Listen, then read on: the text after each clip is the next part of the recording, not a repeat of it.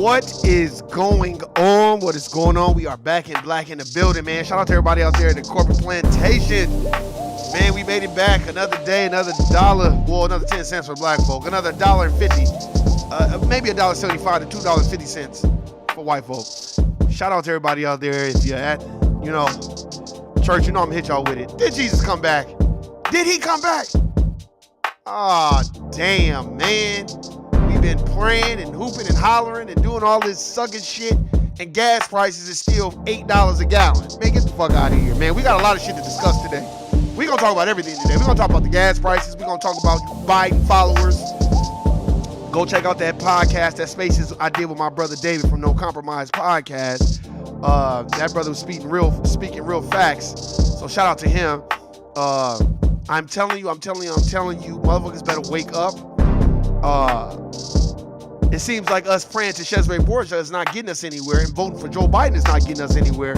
So we're gonna talk about that. We're gonna talk about the Braxtons. We're gonna talk about all this shit.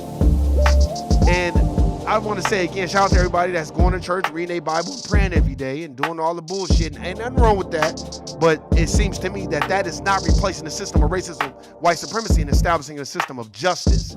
Because if we're establishing a system of justice, gas wouldn't be $10 a gallon. Like my brother David from No Compromise said, Joe Biden is black folks' white savior. He's their Jesus Christ. That's exactly what my brother David said. And he is fucking right as a motherfucker. Shout out to my boy David from No Compromise Podcast. Shout out to Shawnee, Erica, Tasha, Tamisha, whoever is out there watching this shit. Come on, man. Look at this shit. We about to get into it right now, man. For real. Man. You see me here, man. I'm drinking some licorice tea. Man. First, before I get on anything else, man, RIP to Tracy Braxton. I was a fan of the Braxtons family. They built WeTV, by the way. The Braxtons family values, they built WeTV. WeTV wasn't shit until the Braxtons got on there. So I just wanted to let y'all know they built it. WeTV didn't even have an HD channel on DirecTV. They didn't even have an HD channel. So it looked ragged as fuck, but the Braxtons, they built that channel into what it was. But what I don't like about it is, and I'm just gonna speak on it real quick, is they spent the majority of those years fighting each other on TV for our entertainment, and you prostituted the integrity of y'all family for ratings a lot of the times. And a lot of times we don't even know that. Now this sister was a beautiful sister, and she sacrificed a lot. And she was the only one, no diss to the rest of them, that had a husband. And she got torn to shreds for that because she stuck by her man. And the whole time that I stopped watching it because it became too like, God damn, man, they need to get off TV. And once I started to see like, WeTV don't give a fuck about this shit. They just gonna keep filming the shit. And I kept saying, I think by like 2014, 2015, I was like, they need to get off TV. They need to get off TV. They don't need to be doing this. You don't want to spend I'm not saying the whole time they were arguing, but the message that was conveyed and portrayed to us is it was so much dysfunction. Now this sister has joined the ancestors.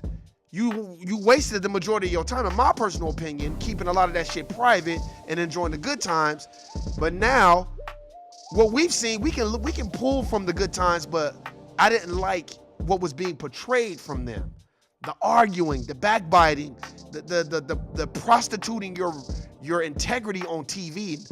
Niggas gotta stop doing that. You don't see a lot of white people doing that shit on TV, but you'll see us doing that. And the Braxtons was held in higher regards because of Tony Braxton.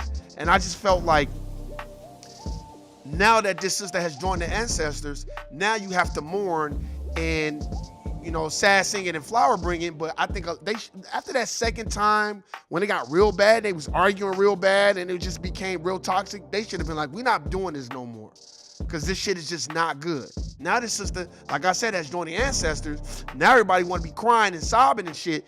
But nigga, y'all done spent 5, 6, 7 years arguing on TV. So let that be a lesson to all of us.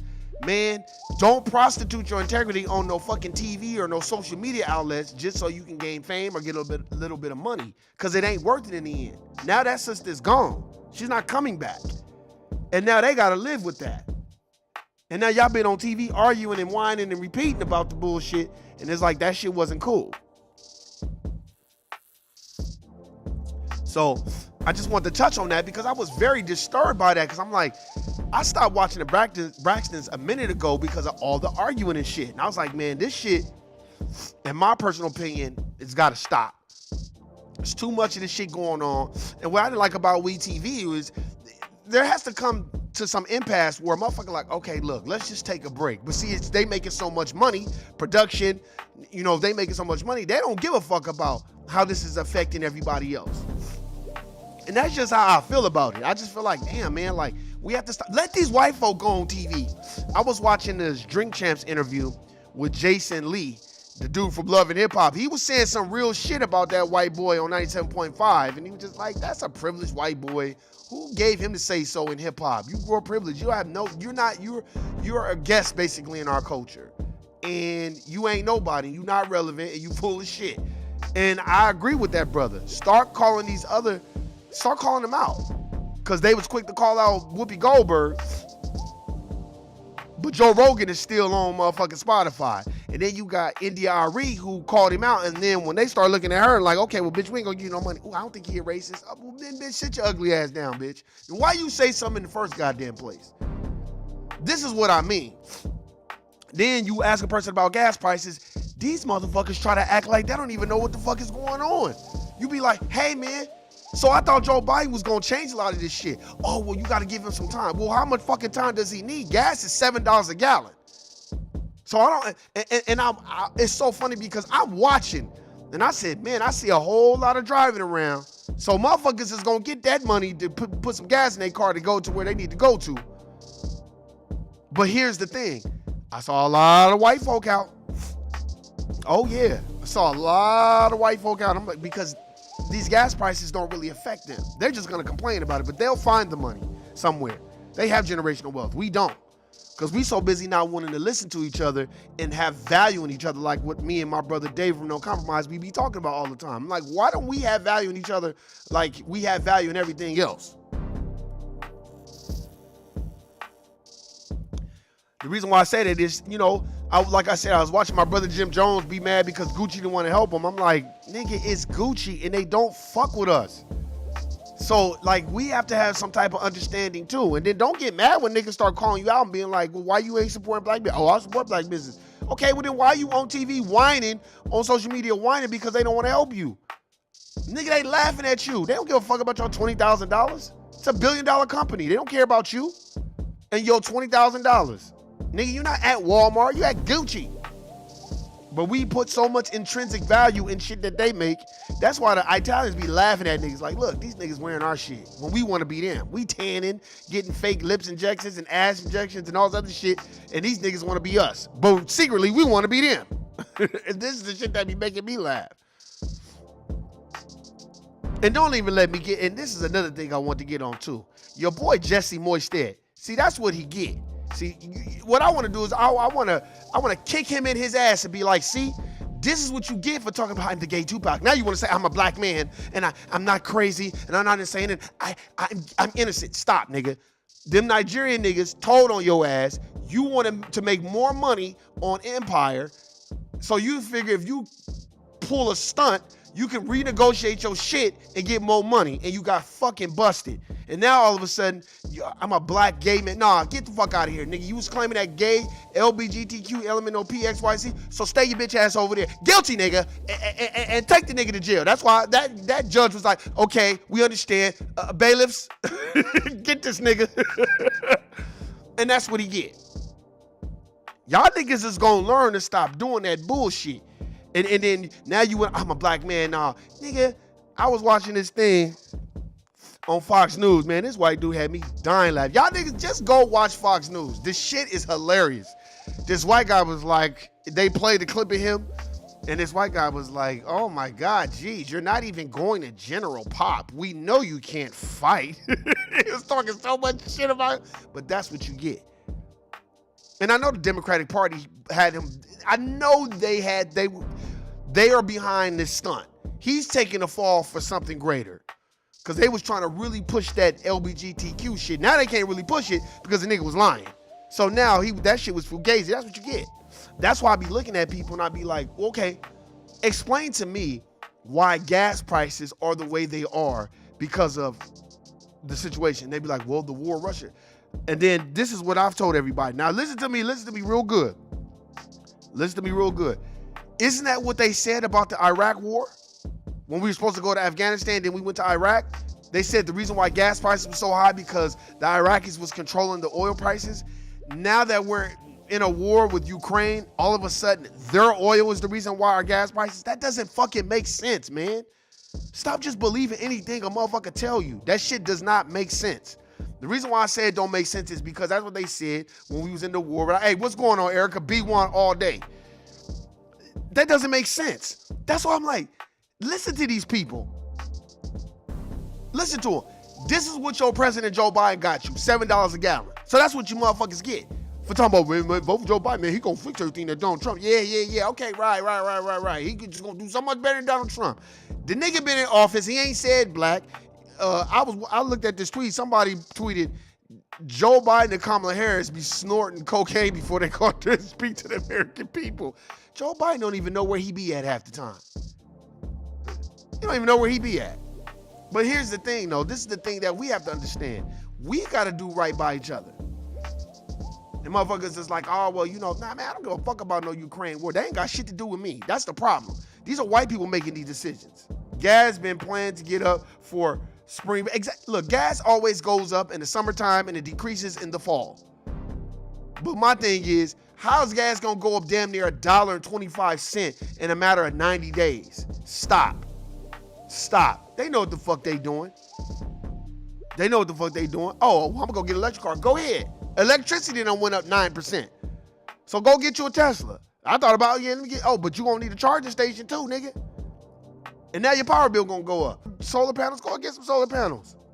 If that's what you want, you go ahead and pay $5,000 for some solar panels for you to get the money, but then you have to pay it back. But man, it's all, as the Merovingian said, it is all a game. It is a game. That's what the Merovingian said. It's all a game. It's all a fucking game.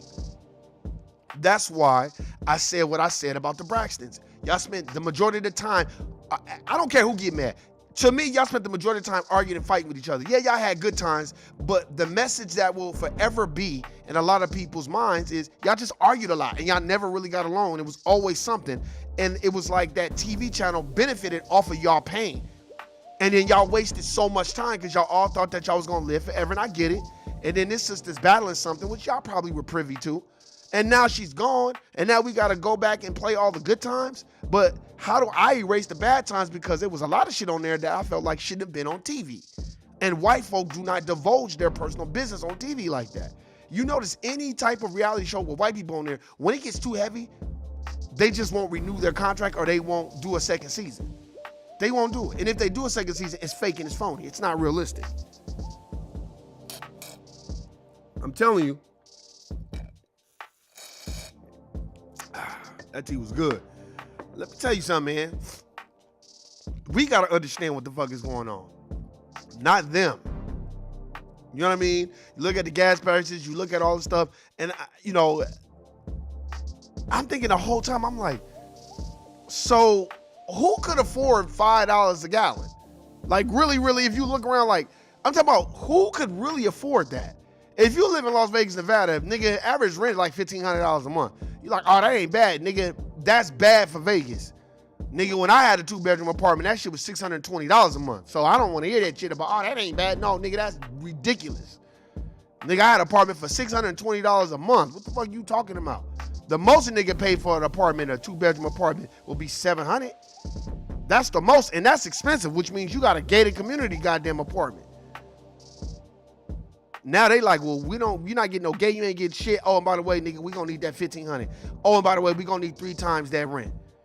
That's why it's very imperative for us to start teaching ownership. Because if you own your own shit, you ain't gotta worry about nobody gouging you on your fucking rental agreement every year. Oh, well, your 2-year lease is up, so Oh, you was paying $13.75? You'll be paying $14.75 now. Damn, $14.75? Now I got a whole year, 2 years before I gotta find me another place to live where I can find me a deal. But it ain't a lot of deals. Let me break this down for you. You know why it's not a lot of deals? Because you dumbass niggas was jumping around talking about, oh, we gonna get a Raider Stadium, we gonna get a Raider Stadium. Well, where do you think you're gonna get the money from? And what do you think that's gonna bring out here? That's gonna bring more outside people out here. Guess what that's gonna do? Drive taxes up. Drive power, gas, trash, and sewer up. More people, now taxes is gonna go up. Now guess what? The little bitty things that you used to having, that's gonna be inundated with new information and say, oh, well, due to the inflation of people and inflation, now we got to charge you this much. It's because too many people out here. See, that's the thing that people don't understand about Las Vegas, Nevada. Las Vegas, Nevada was not built on people coming out here in droves and living. Vegas was built on you coming here, gambling, fucking some hoes, and getting the fuck out of here. That's what it was built on. So all my Las Vegans that moved out here 20-something years ago like me, yeah, we was smart. We got on board. But look at how it's taking shape and form now where they like, oh, you want to move over here? Cool. Well, nigga, this is going to run you about $1,800 a month. Oh, you want an apartment with a garage? Oh, you want a crib? Okay, cool. You want to rent or you want to buy? I want to buy. Okay, cool. That'll be $420,000. Well, then this is only a 3-bedroom. Yep, with no yard, and that'll be $420,000. So how would you like it? Would you like a conventional loan, an FHA? How would you like it? What's your credit like? Oh, 650? Okay, that means your mortgage will be $2,800 a month. How much you plan on putting? This is the type of shit that black folk are in right now. That's why when you go, look at that, man. Look at when the Raiders Stadium holds events. You don't see a whole bunch of niggas in there. You see a whole bunch of white folk and Latinos. That's what you see. It's very, very important. We got to wake up, man. This is not 2003, 1 and 98. This is 2022. And gas it's $6 a gallon damn near. If you want to get the premium gas, you're going to pay $5.55 for premium gas right now. So if you just doing unnecessarily riding around or you ride niggas around, then you should call yourself Mohammed Akbar and paint your car yellow and just be a taxi cab driver or Uber. Cause I don't do the ride thing at all. Fuck that. Gas is too goddamn expensive to be doing that. Every move you make at this point needs to matter. You know what I'm saying? You need to put yourself in positions where you can win and not let everything distract you. You know, that was one thing I was talking to too about my brother Dave from No Compromise. I was talking to my boy, shout out to my boy Kimario too. We were talking about that. It's a lot of distractions. Social media, niggas don't want to listen, and I get it. I like that niggas don't like to listen because I feel like you can only help the willing. You can only help people that want to be helped. And for the people that's in my age group, you 70s and 80s babies, stop beating yourself over the head to try to get this younger generation to listen to you. Don't say shit. After you already told them, just keep it moving. And I'm going to tell you why. The reason why I'm telling you to just keep it moving is because of this. They will learn because life is the best teacher. So everything you're telling them, they're going to learn on their own. So if you're telling them to get a life insurance policy, if you're telling them to invest in themselves, get an IRA, do these things that are necessary, invest in crypto, invest in yourself, work hard. And when I mean work hard on investing in you.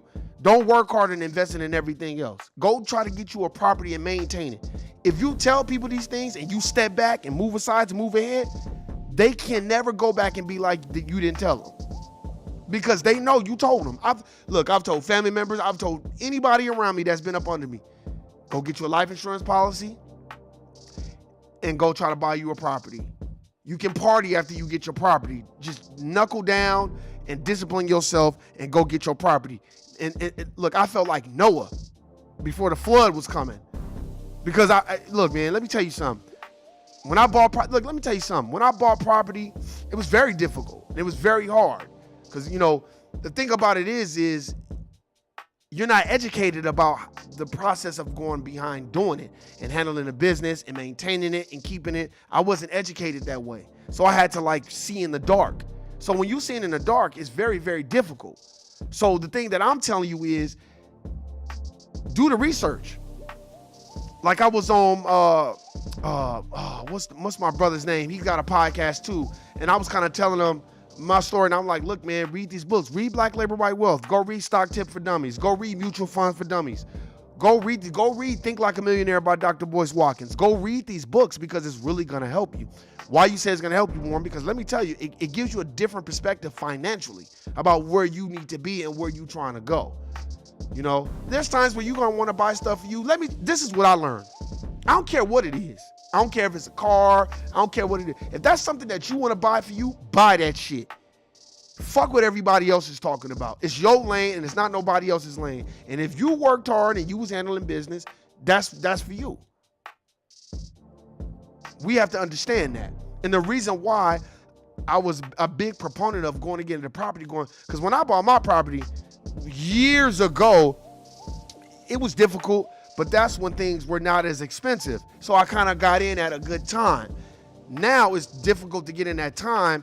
And the thing that I did know from the game that was taught to me by some people, you know what I mean?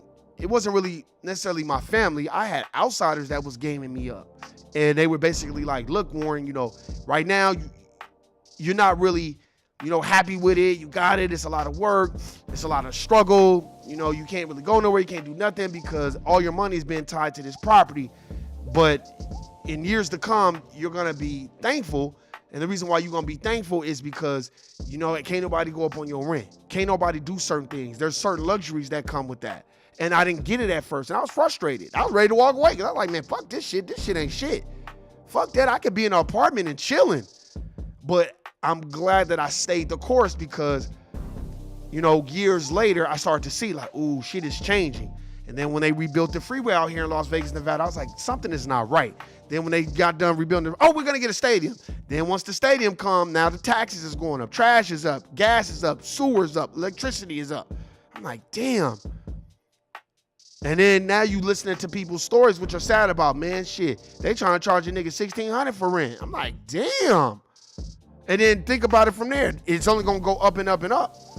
And then what happens is what gets replayed in my mind is what was told to me early on, years ago. Like, look, man, there's going to come a time where you're going to be thanking yourself that, damn, I'm glad I just held on and stuck to it. You know what I'm saying? Because it's a lot of work. I just think we got to want to put in the work.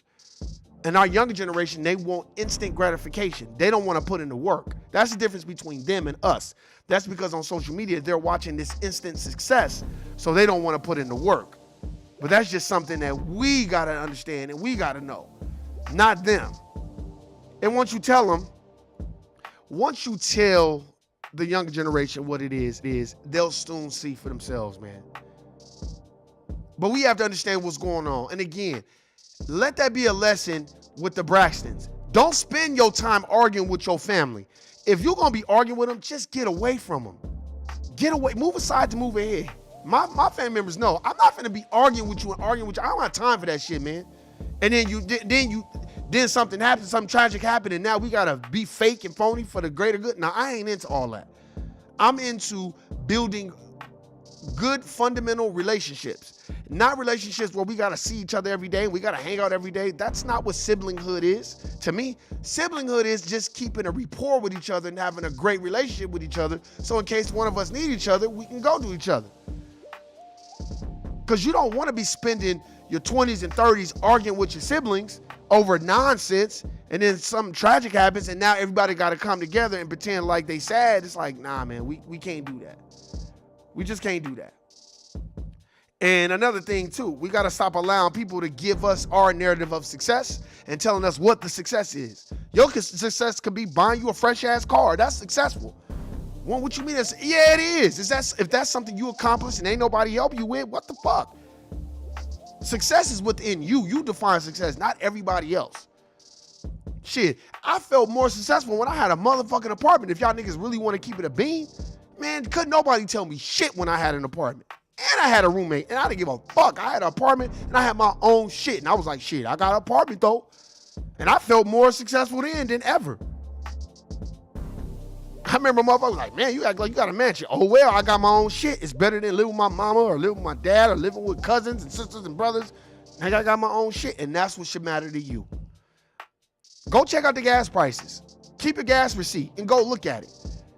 And then add up, okay, if I got to get gas every 2 weeks, and gas is $6 a gallon, and it takes 10 gallons to fill my shit up, I'm only paying $200-$300 a month just for gas. We're not talking about car payment, insurance, all this other bullshit. So we have to understand this. And we have to understand who's in charge at this point. And that is Joe Biden. So while y'all niggas are talking all this shit about the Republican Party, what the fuck is Joe Biden doing for black people right now? That's the question I'm gonna leave with. My brother Dave from No Compromise, think about this. Erica, think about this. What is Joe Biden doing for black America right now? That is my time. I'm out. Y'all enjoy y'all Sunday. Y'all singing in the choir, and I hope you have a good solo and do what you fucking need to do to survive. Hey, man, I appreciate everybody listening. Love, live life. Stay in your lane and fuck everybody else, and just make sure you maintaining your lane. And if a motherfucker talking this, oh, well, Joe Biden gonna fix it. There's Sambo Coon telling about the gun line, Hayward Shepherd, Steve from Django. I don't fuck with them, and y'all know what my saying is. My saying is guilty, nigga. I'm out. Peace.